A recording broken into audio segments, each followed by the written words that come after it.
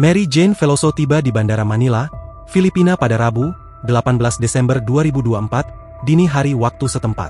Pemulangan Mary Jane dari Indonesia merupakan tindak lanjut dari penandatanganan praktikal arrangement atau pengaturan praktis antara pemerintah RI yang diwakilkan oleh Kementerian Koordinator Hukum, HAM, Imigrasi dan Pemasyarakatan, Yusril Iza Mahendra dengan Wakil Menteri Kehakiman Filipina, Raul T. Fask di kantor Kemenko Kumham IMI-PIAS, Jakarta pada Jumat, 6 Desember 2024. Sebelumnya, mantan pembantu rumah tangga berusia 39 tahun dan ibu dari 2 orang anak itu mengatakan kepada para wartawan di Jakarta, bahwa ia siap untuk memulai hidup baru di Filipina.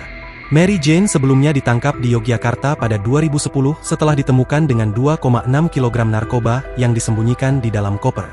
Dia mengaku hanya sebagai kurir narkoba, namun dia divonis bersalah dan dijatuhi hukuman mati. Namun, eksekusi tersebut ditunda pada menit-menit terakhir setelah tekanan dari masyarakat internasional dan nasional yang menyatakan bahwa Mary Jane adalah korban perdagangan manusia.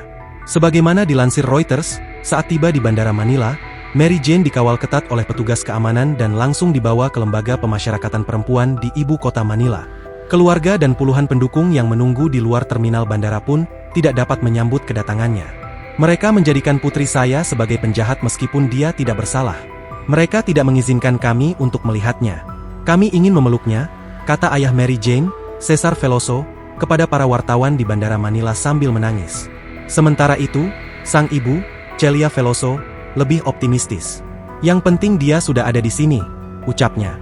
Edre Olalia, pengacara Mary Jane di Filipina, mengatakan pihak berwenang telah memberikan waktu tersendiri bagi pihak keluarga untuk menemui Mary Jane di fasilitas Lembaga Pemasyarakatan Perempuan. Berdasarkan foto yang diterbitkan AFP, Mary Jane akhirnya tampak telah bertemu keluarganya setelah tiba di Lembaga Pemasyarakatan Perempuan pada Rabu pagi. Mereka saling berpelukan. Pemerintah RI dan Filipina sendiri telah bersepakat untuk memindahkan Mary Jane kembali ke Manila dalam sebuah kesepakatan yang mencakup Manila menghormati hukuman pengadilan terhadap perempuan itu dan statusnya sebagai tahanan. Sedangkan keputusan apapun mengenai grasi Mary Jane akan bergantung pada Presiden Filipina Ferdinand Marcos Jr.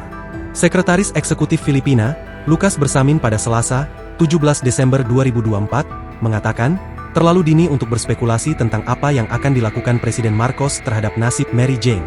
Indonesia mengatakan akan menghormati keputusan apapun yang diambil oleh Filipina, termasuk jika Mary Jane diberi grasi. Download Tribun X sekarang, menghadirkan lokal menjadi Indonesia.